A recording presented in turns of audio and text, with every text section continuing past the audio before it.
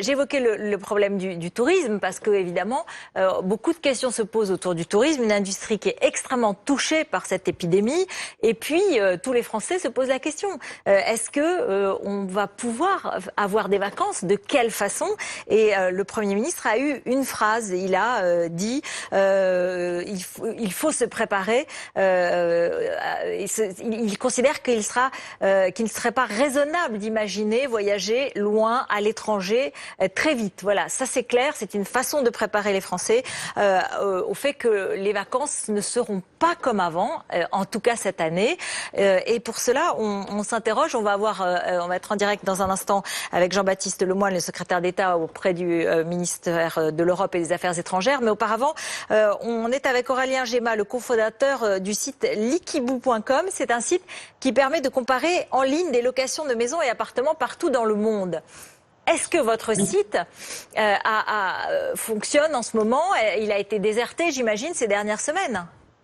Alors oui, je vous confirme que comme tous les acteurs du monde touristique, on est plutôt à l'arrêt. Alors on peut entrevoir un vraiment léger début de reprise, puisqu'en termes de recherche, de requêtes, il y a une petite hausse de 20% si on compare par rapport au début du confinement. Hein. Encore une fois, vraiment chez nous sur likibou.com, mais ça reste encore vraiment très léger, puisque ça représente, on va dire, entre 60 et 70% de baisse de requêtes par rapport à des périodes comparables.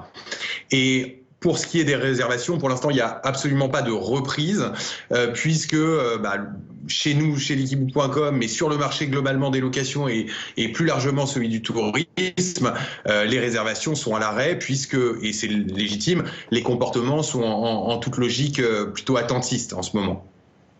Oui, donc le trafic augmente très très légèrement, mais vous-même, vous n'avez aucune certitude, aucune précision de la part des autorités. Non, alors évidemment, ça c'est la grande incertitude qu'il y a, c'est de savoir comment va se passer l'après-confinement, le déconfinement. Est-ce que les activités touristiques vont être réouvertes progressivement?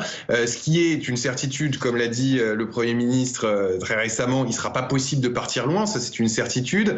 Mais je pense qu'il y a également un manque de visibilité pour nos pays voisins, les très proches. Qu'est-ce qui se passe s'il y a une quarantaine qui se met en place, qui se remet en place, par exemple en Espagne, en Italie, etc. Il y aura la question du transport aérien, parce que cet été, il y aura évidemment moins de liaisons. Il y aura une hausse des prix, évidemment, comme il y a moins de liaisons, et une incertitude aussi sur la distanciation sociale, puisque peut-être que certainement les places du milieu, par exemple, ne pourront pas être réservées, ou pas vendues, quoi. Et puis, au-delà de ça, la majorité, moi, mon état d'esprit, c'est de penser que la majorité des Français voudront quand même partir en vacances, parce que après 2 mois de confinement, ils seront peut-être très heureux d'essayer de changer d'air, de changer leurs idées, de soigner le moral, on va dire.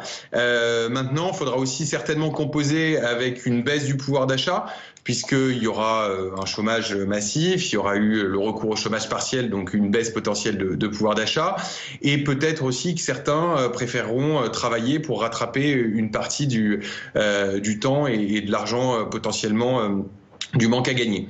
Merci. Voilà les questions merci beaucoup, puisque ces questions, je vais les poser dans un instant avec Jean-Baptiste Lemoyne, qui est avec nous, le secrétaire d'État auprès du ministère de l'Europe et des Affaires étrangères. Bonsoir.